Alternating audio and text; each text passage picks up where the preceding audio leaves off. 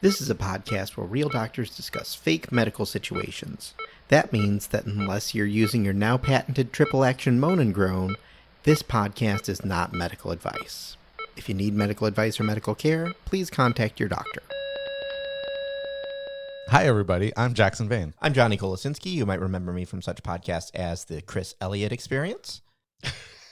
No, I told you I didn't have a good one this week. That's not a good one.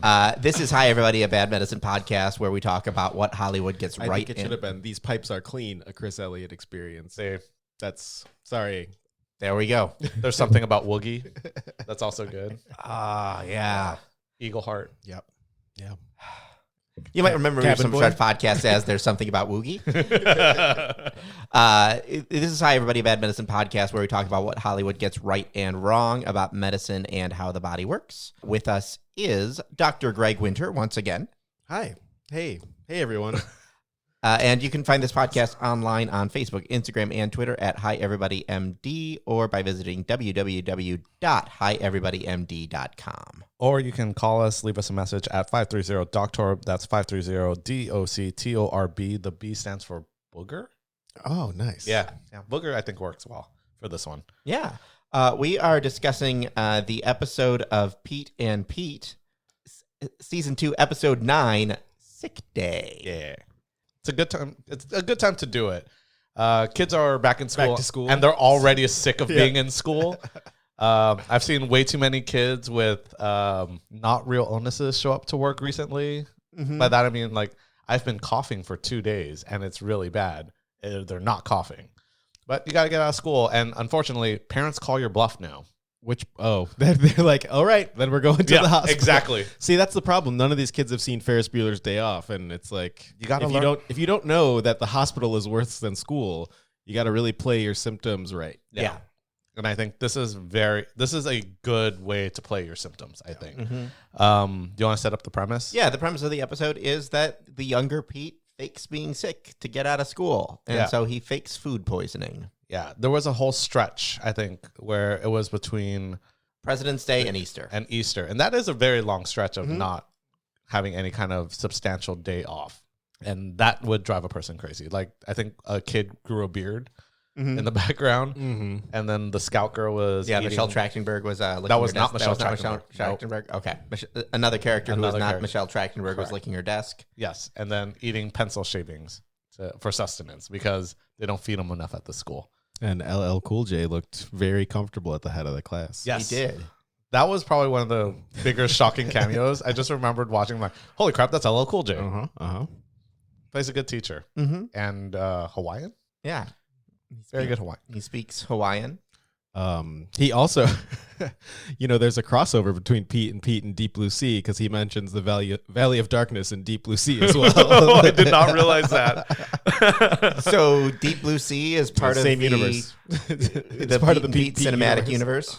Did we do Deep Blue Sea? We haven't. We did not. We need to do Deep Yes. No. Yes. because I just want to watch it There was like, because I love that. I think one of the first times we watched a movie at my house was in the backyard watching Deep Blue Sea late at night. Oh yeah, In the backyard. Yeah, It's a good movie. We should watch it. Yeah. that's a good one. We should also watch Midsummer. I mean, always. I mean, good setup there because Hortober is coming. Yeah, Scary Tober is coming very soon. For the new people, Hortober is when we watch horror movies all October, and Johnny refuses to say it. I mean, it's Hortober. Yeah, it's why, Hortober. why would you refuse to say it? Why would you think it's anything else other than horror movies? Horror movies are horror movies, Yeah. and it is Hortober. It is Hortober. That's It what we're is going to Scary watch. Tober. What is that called? A portmanteau when you Correct. combine the It's when two? we're smashing two words together. Yeah, so this is fine. Going back to this episode, though, Pete had to do some research on picking the correct disease. Mm-hmm. And I think it was kind of funny listening to him go through the prior heroes of Sick Day, including maintaining your temperature through mind control. Yep. Epoxying your teeth together. Yes. Oh man, I was gonna. So, my buddy that was my old flight partner, Eric, he reminds me a lot of Pete. Like we have talked about him as though he is little Pete, just because he's someone that was just constantly in adventures. He had to get his jaw wired shut, and the only thing he wanted when he got home was a Whopper from Burger King. And so he made his mom blend up a Whopper for him. And sort of the only thing I remember about the story, he's like, yeah, it kind of tasted like a Whopper. I have not had that happen to me yet, though I have used super glue to try to mount someone's teeth back in. Really? Yeah. So I took the wire part of a mask and took that out. And then I glued her tooth to that wire part. And then I glued the wire part to the teeth next to it. So I made makeshift braces. Was it a chipped tooth or was it knocked out? It was knocked out completely, and I needed it to stay in until she saw her dentist. Okay. So I implanted it, made a fake brace. And the key with that is you have to have the driest teeth possible so that the super glue sticks to it. And Dermabond is essentially an epoxy because it is a 2-part thing that you break and then it mixes and then it glues in. The one thing I'll remember her I used to steal Dermabond from the ER all the time. I mean, I do have a few. It's really, really helpful. I have a lot of that somewhere in my house. I have a lot of that in my face. I have a lot of Dermabond in my face Why? to hold my, Oh, because I've got crowns. Oh, yeah. yeah. But that's why it kind of brought me to her epoxying her teeth together. You have to have really dry teeth for it to epoxy together. So, a toughie. You really have to be committed to it. And it's like when someone tells you can't lick your teeth, then all of a sudden it's the only thing a kid can do. It's like when you get a cut inside your mouth. Like that's all you want to do, but you know it's going to slow down the healing. Gotta keep poking at it with your tongue. Otherwise, how are you going to know how big it is? Exactly. Families will come in with like kids with cuts in their mouth and they're like, aren't you going to sew it? And I go, what's the first thing you're going to do to that cut? You're going to tongue it. And then It's true. And then the stitches fall out. So what's the point of putting in stitches if the healing time's going to be the same at that point? So we usually don't sew up cuts inside the mouth because of that. Yeah, they have to be pretty bad. Yeah, through and through. You have to actually come on through the other side for me to actually want to sew it. And then the third legend just faked his own death and moved to Arizona. I mean, this is not a legal podcast, but I feel like that's hard to do. It is. I think people are finding that out more and more. Got to get away from those student loan debts somehow. Yeah. He settles on a very good one, I think. Yeah. Yeah. And I think the reason why food poisoning is a good choice is that everyone knows what it is. Everyone knows that you feel crummy enough to definitely not want to do your responsibilities.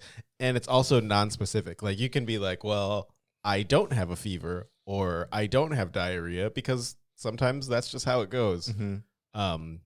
So yeah, usually food poisoning, you get nausea, vomiting, upset stomach, diarrhea, sweats, some fevers, the cramps, really bad gas.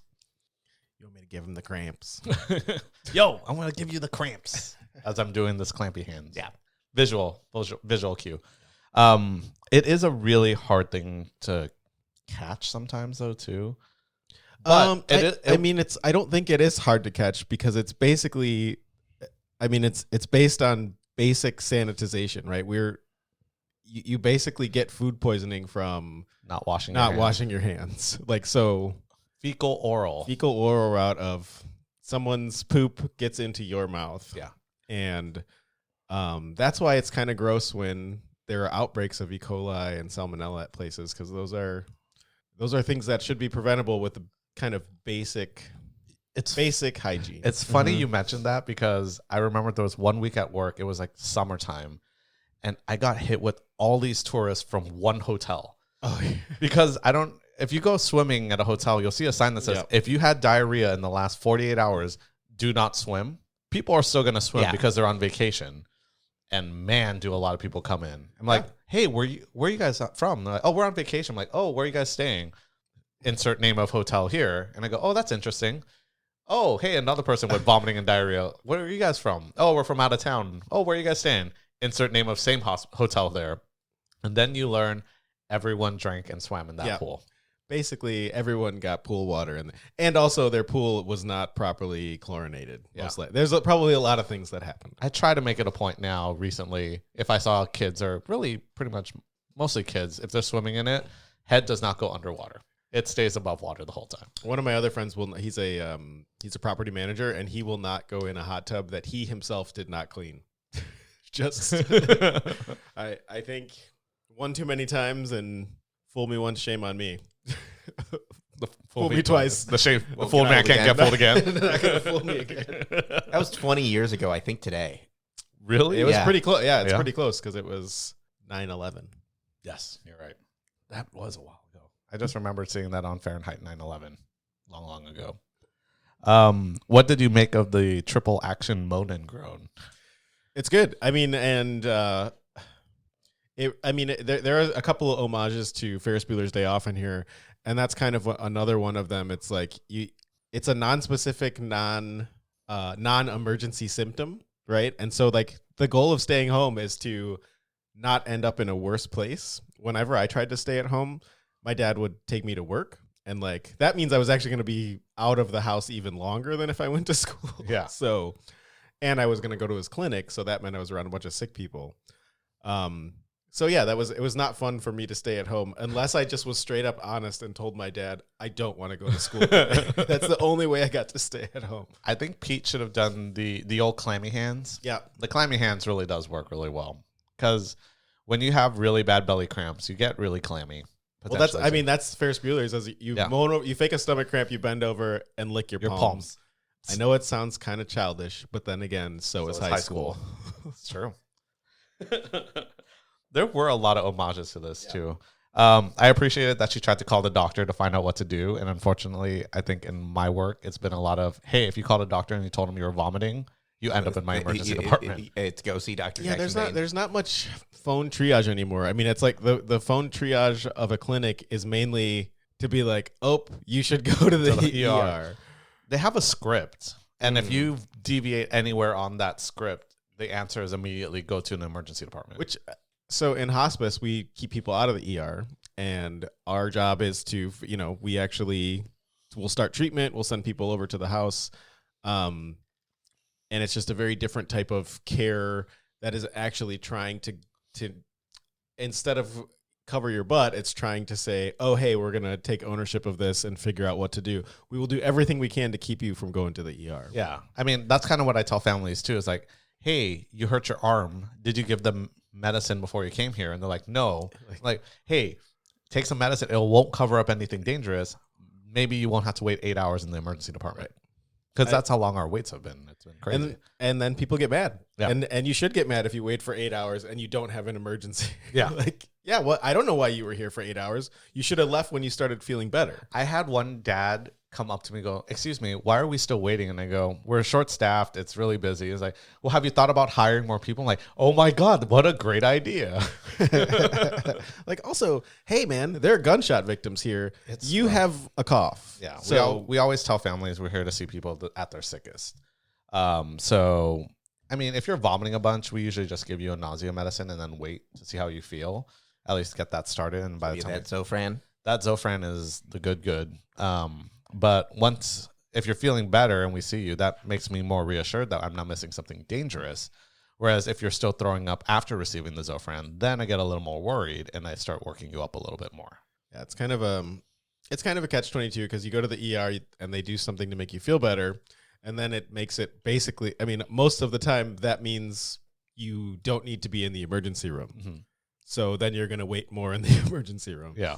So it's kind of like when you mentioned when people do go into the ER and they feel better, they kind of go away. It's kind of like when we have mass casualty incidents where there's a lot of injured people. The first thing we do is we stand and we go, who needs help? Everyone who comes towards us, we immediately shift them to the side. They don't need help. Yeah. And then we walk around and then look for, start triaging really sick people. And if we can't save them, you get a black tag. And if you can kind of save them and you need them to go to the ER quickly, you put a red tag. I can't believe you took an episode of Pete and Pete. Yeah. Literally a show about the fantastic realism of growing up. Yeah. And are talking about a mass casualty event. Hey, you talked about triaging in the ER. It's true. The tangents never fail. I see you've taken my class on tangents. I have. How about that class? It's pretty good. Yeah, speaking of student loan crisis, so I am kind of interested though in mass casualty events. Like, what would qualify for that sort of? So it could be anything like a car accident with multiple cars involved, or there's basically more than 2 or 3 victims, and you need to triage it. when I was in fellowship, we had a mass casualty drill where Albuquerque is known for their balloon fiesta. So we had 2 balloons crash, not in real life, but we actually had the balloons set out on the thing. People had like makeup on that looked burned, and there was like 60 victims. And we basically had to go out there, triage, set up field tents and all that stuff, and then bring them back to our fake ER and then try to save their lives and stuff. Wasn't that also the plot of Speed 3? Speed 3 balloon patrol. Triage just means a quick assessment. Yeah. And in a mass casualty event, what you're trying to do is make sure you allocate resources to people that will benefit from them. It's one thing to really focus on one very sick patient when you have one very sick patient. It's another thing when you have 60 people, and some of them are not going to be savable considering the resources that you have. There was a question constantly on my like boards. Like, here's 5 victims. Which one do you want to prioritize first? And one of them was literally, guy is dead. Like, well, not prioritizing that guy. And then the other one is like, child crying for his mommy. Sorry, child, you're gone too. It's basically the one that's like kind of breathing. Yeah.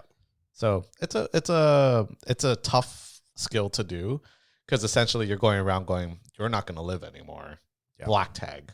Let's pump you with morphine or whatnot so that you are more comfortable. No joke. That's actually what we were taught. Morphine or whatnot. Or especially the whatnot. The whatnot really helps a lot. It's funny what other doctors think of my job. Just pump them with morphine. That's what I do. I mean, it is also what I do.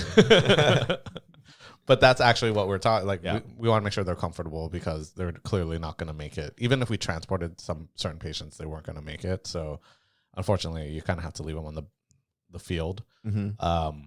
And I think a lot of this kind of jumpstart triage kind of thing did come from like military stuff like that too. Yeah. So there's actually, it's trademarked, and there's special tags that you're supposed to like print out and attach to people and whatnot too. So yeah, they're little perforated tags that it's like green, yellow, red, black. And they, as you pull them off, the people their acuity gets higher. Yes. And if you're only left with the black tag, even if you're talking, you are not going to get more care. Yeah. Well, you're not going to get more. You're not going to know. They're gonna make sure that you're comfortable. Yeah. There are some injuries that are not recoverable. Any kind of intrathoracic blunt trauma is usually a bad thing. Intrathoracic. So between your clavicles to your waist is considered your thorax. So okay. So the Home Alone crowbar. Yes.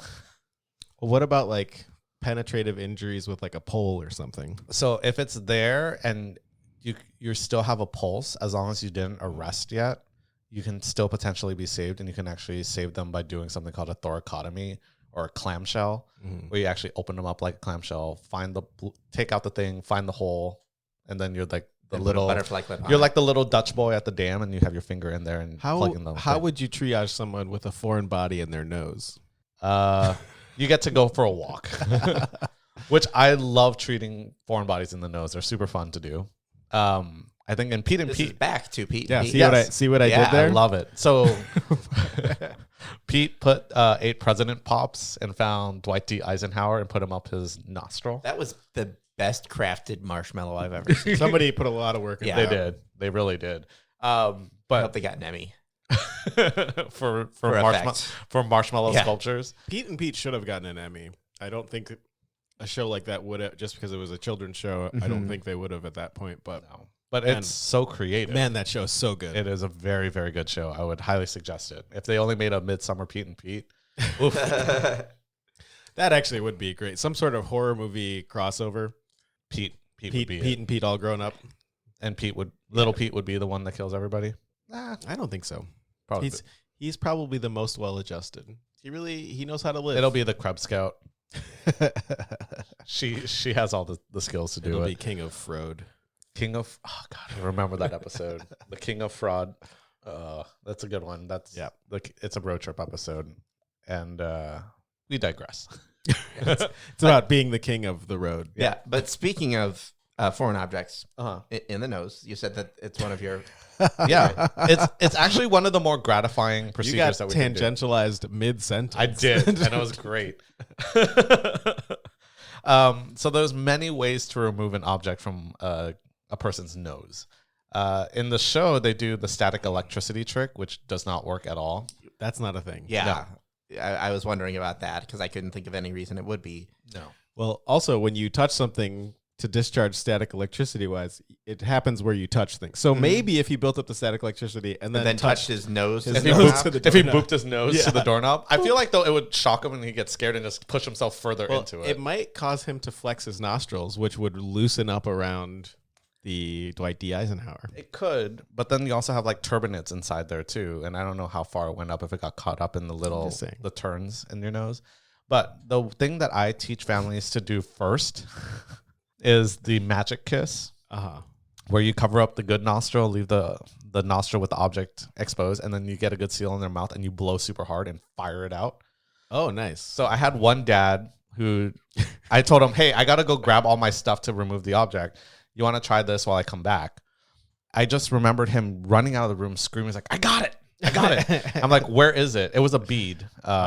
He points to the wall because it's stuck to the wall with the booger right on there. And I'm like, well, my job is done. Yep. The other thing, how long did they wait in the ER? Not long. It was late. It was late at night, so it was I don't know why they waited until the middle of the night to come in with the thing. I guess they tried really hard. You can do suctioning. You can get like a suction catheter, try to get out. But my favorite method is using a Foley catheter. Mm-hmm. So you pass the Foley catheter behind the object, you inflate the balloon, and then you yank it out because it inflates the balloon into the whole nostril, and then the object comes out.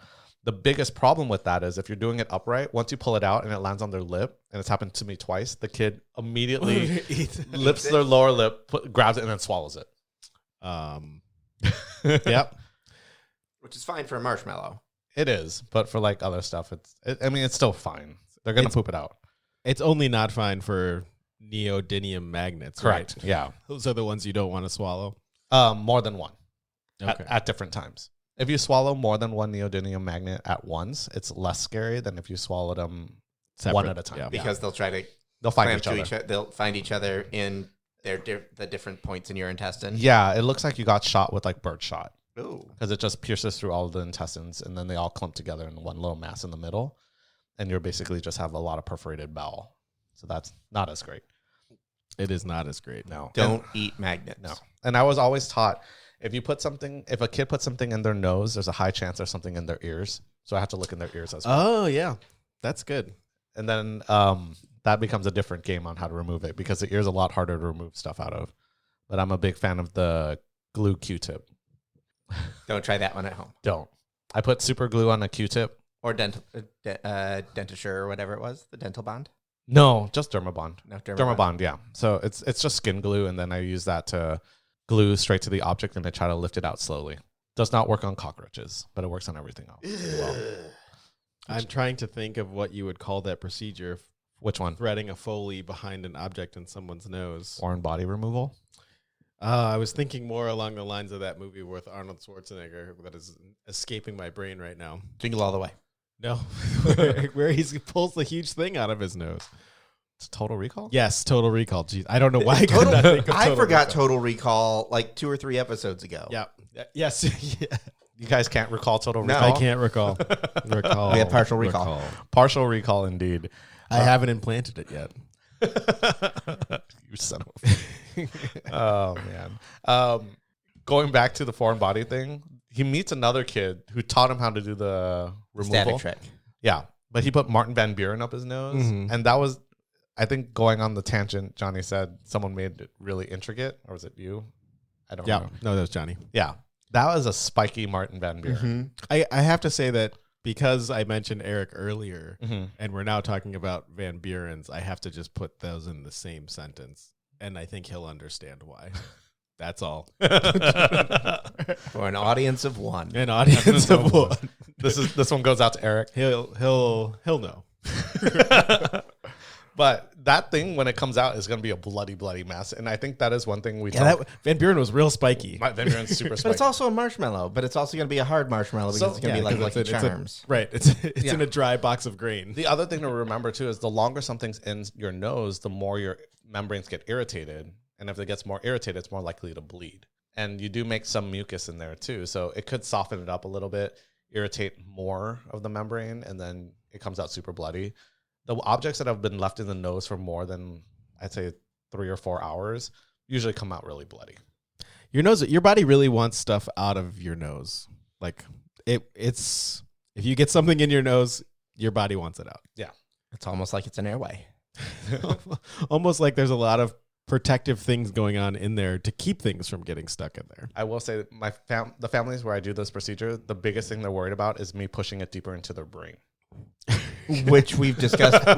we discussed on the the Crayola Oblongata episode a few and also Bloodsport.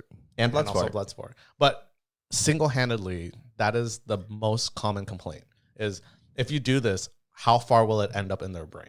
And 0%. 0%. It's going to come out of their nose. So like, what about the catheter? And I go, unless you had a prior lobotomy, it will not go up there. Well, I mean, I feel like you could thread it pretty deep up there. You can, but the cribriform plate is solid enough that it should not go up there. I mean, and also that's not, that's part of doing this procedure is that this is not going to happen. Yeah. But it's a fun one. My residents will all try to do it, and they are always shocked about how much stuff comes out after you remove the object.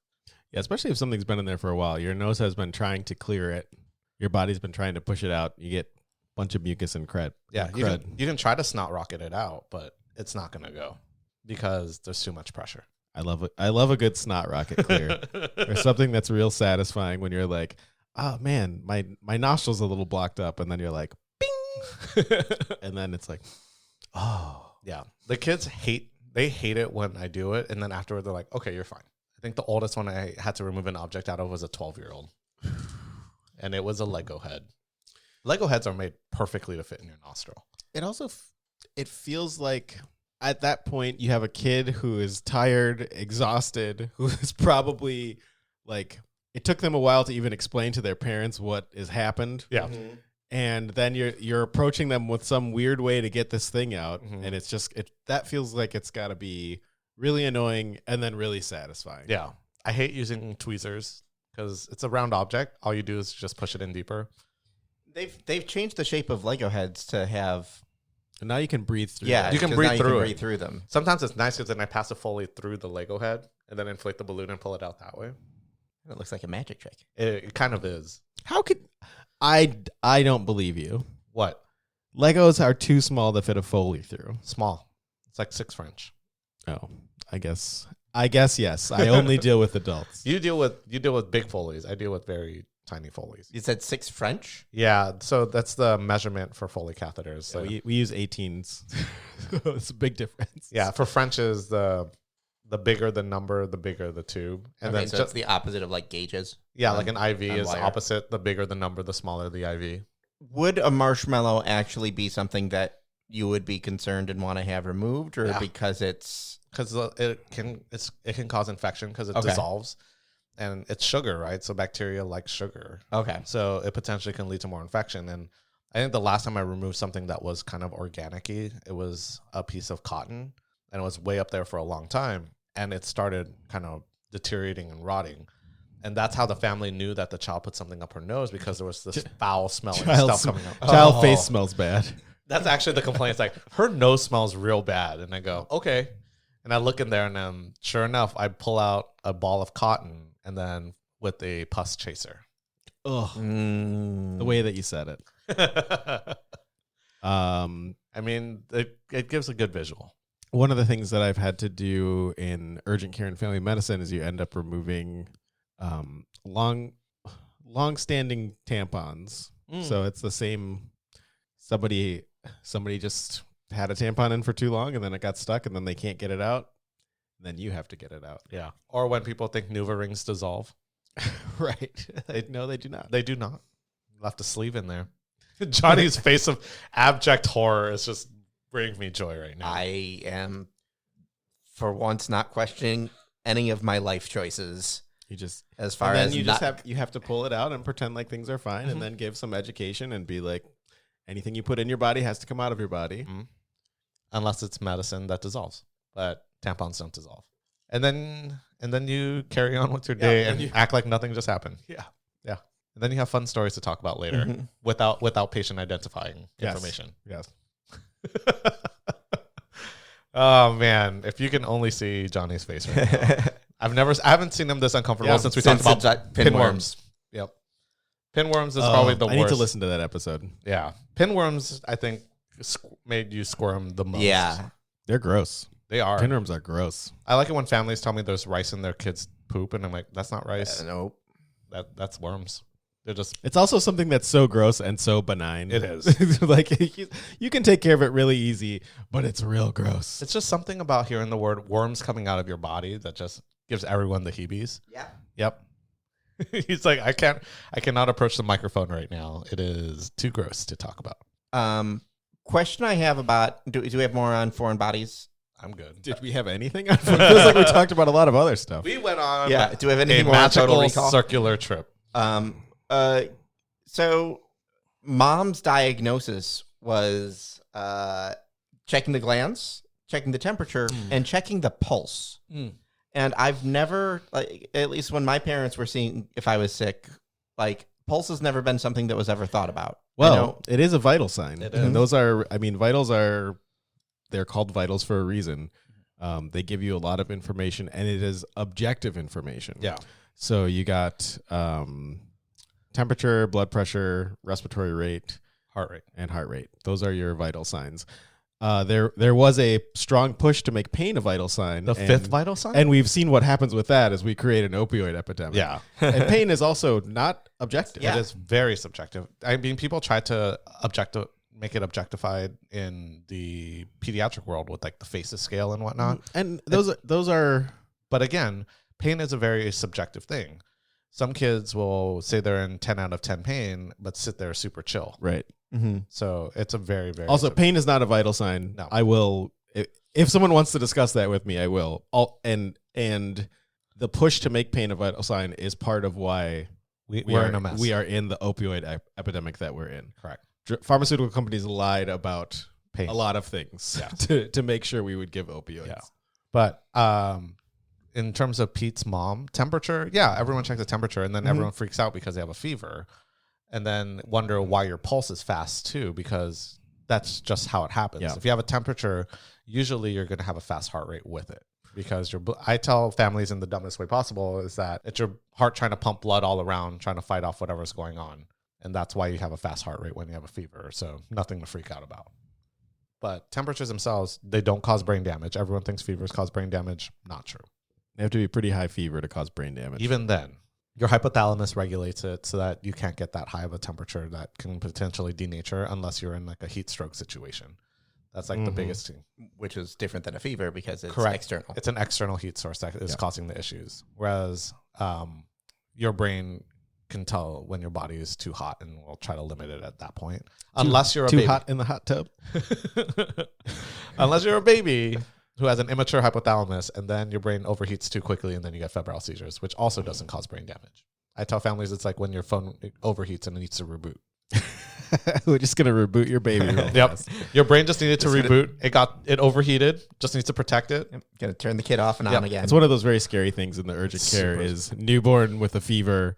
Like, I don't know what to do. You go see Jackson. Yeah, I had a fever a seizure due to a fever as an infant. I got heat stroke as a toddler.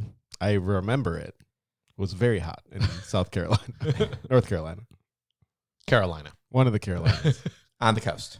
And it was humid. It was hot. It was hot. This heat. Ooh, it's too much. It's too hot. But the glands is such a non-specific thing. Usually for us, we worry about glands if they're greater than 2 centimeters, because that could be an underlying thing for something else much more serious, or if it's unilateral that's greater than 2 centimeters, or if there's overlying skin changes. Otherwise, most of the time, we don't worry about glands that much. I think it is a good check. It is a good check. She does it's very non-specific finding, but if someone has really swollen glands, you'd be like, oh, you are sick. You can't fake dealing that. with something, right? Yeah. Like you have some sort of infection, probably viral, probably nothing we can do. Yeah. But at least I can say, oh, that's probably why you're feeling bad. Also, you should never check glands with both at the Yeah, same you should time. not check. I was should just not- gonna say, Yeah, like- yeah, she did go in the chokehold. Yeah, you should never check your glands both at the same time. yeah, one side at a time. You can actually lower your blood pressure a lot and pass out. because you have You could cut off your carotids, carotid supply. the pressure. They have pressure sensors in your carotids, and if you massage them, you can lower your blood pressure. Carotid massage it triggers the vagal nerve, And carotid chop triggers fall down. That's a good one. That was really good. Kudos, sir. Kudos. I mean that was actually a pretty good, like, concerned mom coming in. Son is complaining.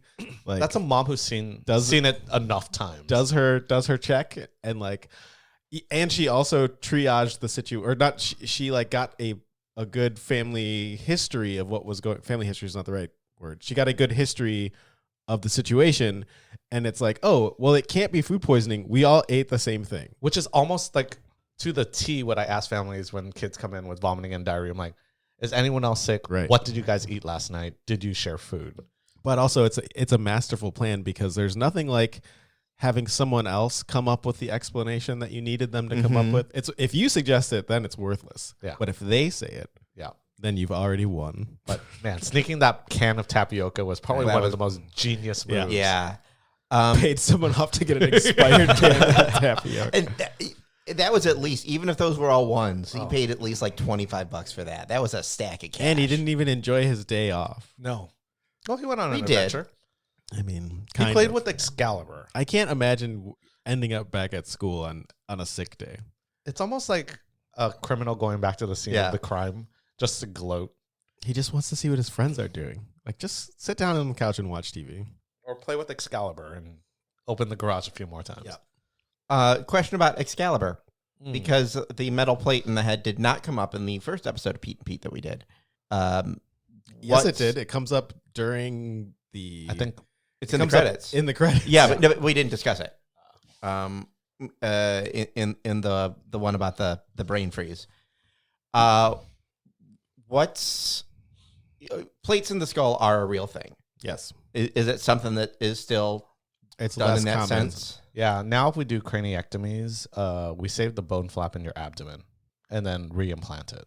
Wait, you save the bone flap, like you just toss it in the stomach, and it's not in the stomach. Not in the stomach, but it's in a cavity in your abdomen to protect it. I don't know enough about this to comment on it, but it is certainly a thing that you can do. It is, at least for the last few craniectomy cases that I've had to deal with. I mean, mainly they don't leave the hospital with a squishy, unprotected skull. Right. And so, like, that's the reason why you would get a metal plate in your skull, is you had a significant enough injury where your skull is compromised, and you don't want your brain to be you don't want your brain to not be protected. Yeah. You don't want a self-destruct button. Yeah. Yeah. You don't want that hard reset button? No. But I imagine there are multiple other materials that they could use at this point, and they just have different techniques for doing things. Cement, bone cement. I remember bone wax is a big thing that we used to fill up the burr holes. Wax in your bone? Yep. All right. I know where that was going, and I will ignore. But all right. If you do burr holes in someone's skull to relieve the pressure, and you put a bolt in to measure the pressure, when you take it out, sometimes they'll just fill it up with some wax to cover up the hole, so you don't have like a ridge that's sharp on your skull. I know we don't have sponsors, but if We there should get is a bone wax company that wants to sponsor a podcast. Also, if there's a burr hole drill company that Yeah. wants this, we've talked about burr holes a lot. Quite a few times recently. And too. the importance of having the right drill. Yes. That's why I only use Binford tools. Wow. This week's sponsor. I would Binford not Tools. use a Binford. No, especially now. I don't trust him, the tool man. No, I do not. No. Al Borland, maybe. Yeah. I mean, he was already a coke smuggler in the 80s. He was. I mean, to each their own. There's no judgment. Anything else that we want to cover on the episode itself? Plaque candy is gross. Yeah. The thought of that is real gross. It's really upsetting. The thought of eating that as candy As is fun. It's really upsetting. Yeah. It bothers me. Every scene where he just whipped out some candy and started nomming on it. No thanks. Also, floss. You guys should floss. If you're listening to this, you should floss. While watching Midsummer. I mean, this is separate. 2.5 hours. This is of real flossing. separate. 2.5 hours of flossing later. Yeah. Why is there so much blood? There's finally enough blood. been flossing. Your teeth will not bleed if you floss. Yes. Like you have to keep flossing. What? You can't.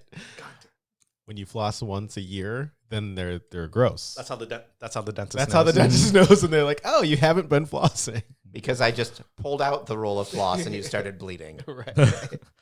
You just looked at it funny. It's a sympathetic response. Yes. Oh, nice. Ooh. Words. I've been studying. So I do then have a question that I'd like to ask you guys. Greg's favorite question. Yeah. The human centipede marketed itself as 100% medically accurate. If that's the case, and that's our baseline, how medically accurate is Season 2, Episode 9 of The Adventures of Pete and Pete, Sick Day? Dr. Greg Winter. I think this is pretty medically accurate. I'm going to arbitrarily say 310%. Also, aside from the fact that his mom does a very good job of doing like a clinical history and physical, and the fact that Pete is able to set up a meaningful scenario that walks his mom into the only conclusion of you must have some food poisoning, but it doesn't look so bad, so you can stay at home by yourself. The other thing is that he's able to extend the range of Excalibur by putting it up to his head. Mm-hmm. We all know that this is medical fact. So that's why I'm giving it 310%. Supposedly there's something about like putting a car. Your car unlocker will do the same thing. Yes. Really? Exactly. Yeah. You Put ever it under heard your this? chin. No. Yeah. Oh, Jackson. So wait, you just put like your clicker under your chin and open your mouth and go. Yeah. Mm-hmm. It extends the range of your.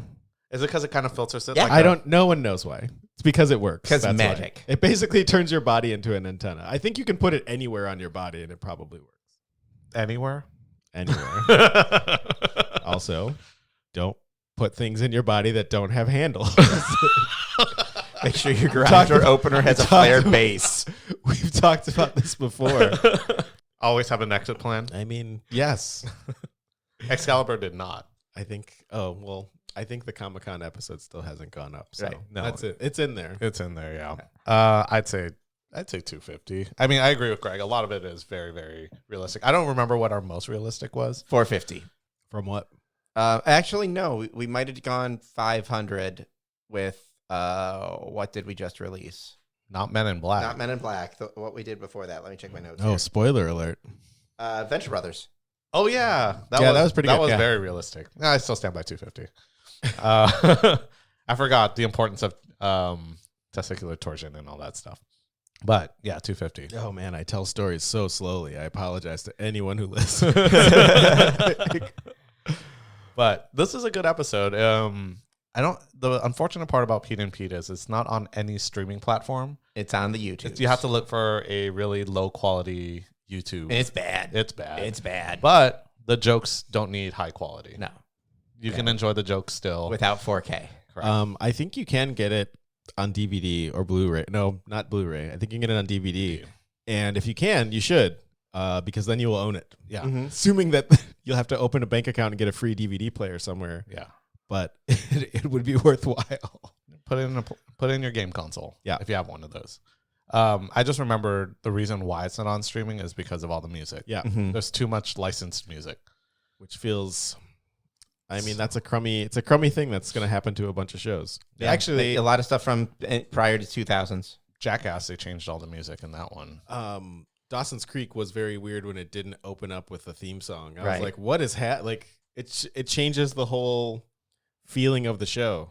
I don't want to wait. Yeah. All right. Also, when I was doing my research for the show, Pete and Pete have a podcast. Oh yeah. Yeah.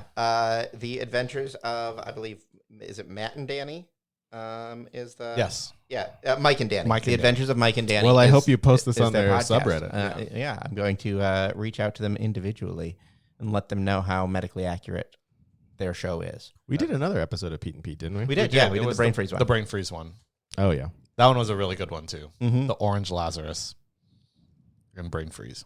That was a good one. God, Pete and Pete's a really good It's show. a really good show. It's probably I think it was one of the best children's show of its time that wasn't trying to be just for kids. Like they definitely were. And I mean, that's a huge lesson. Like, yeah, it shouldn't just be for kids, because kids are smarter than you give them credit. Yeah. Right. It was clearly a show that parents can watch with their kids and go, there are jokes here that are definitely not for the kids yet, but they will still laugh anyways because it's silly. Yeah. No, it's good. But yeah. All right. Well, with that, thank you everyone for listening. If you enjoy the show, write us a review on your favorite podcasting platform, or drop us a note and let us know. And yeah, talk to you guys again soon. Bye. Thanks.